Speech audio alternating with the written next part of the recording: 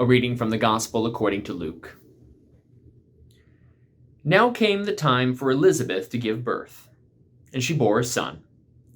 Her neighbors and relatives heard that the Lord had shown his great mercy to her, and they rejoiced with her. On the 8th day they came to circumcise the child, and they were going to name him Zechariah after his father. But his mother said, "No, he is to be called John." And they said to her, "None of your relatives has this name." And then they began motioning to his father to find out what he wanted to name the child. He asked for a writing tablet and wrote, "His name is John." And all of them were amazed. Immediately his mouth was opened and his tongue freed, and he began to speak, praising God. Fear came over all their neighbors, and all these things were talked about throughout the entire hill country of Judea.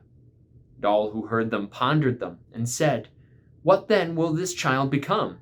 For indeed the hand of the Lord was with him. The word of the Lord.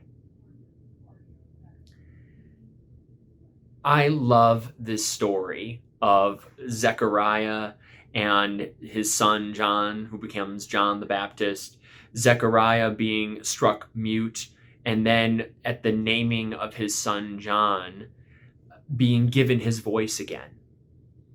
This is intimately a part of Jesus's birth narrative. Yesterday in our video sermons, we heard the Magnificat, where Mary proclaimed the greatness of the Lord and the call on her life to participate in the work that God was doing to intimately love and shape this world, and her willingness to let herself play a part, to be invited to play a part in God's work happening around her.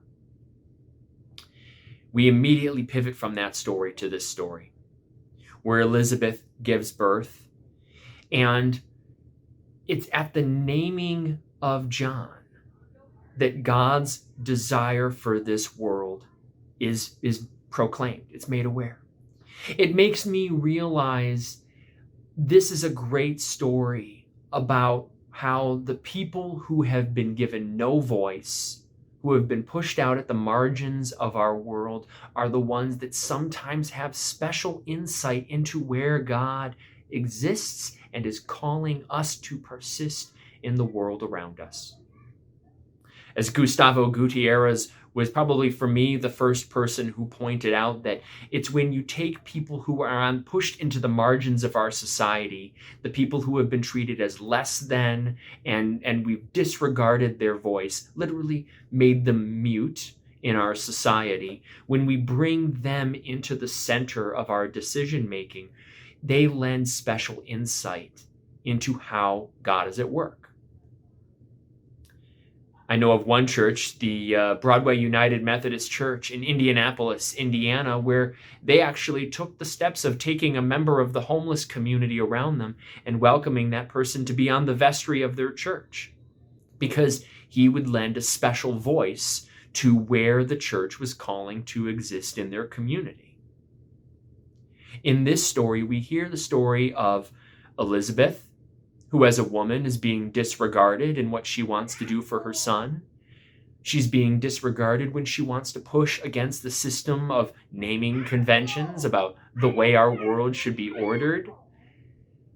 And then you have her husband, John's son, or John's father, Zechariah, who has been made mute. And in the midst of his muteness, he's keenly aware of where God is at work in his life. And he's aware of it. He calls other people's attention to it. And he says, "This is John," as an outward and visible sign of saying God is at work in this moment.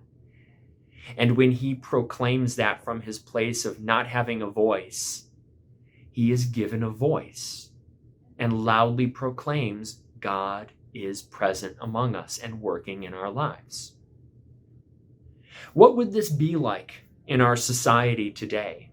To look around and see who has been pushed to the margins, who has not been given a voice, and to ask them, where do you see God at work?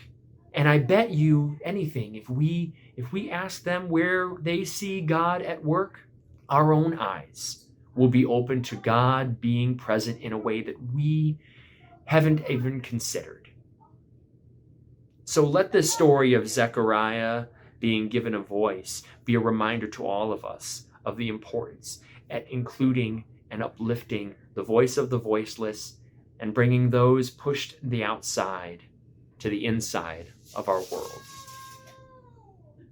Amen.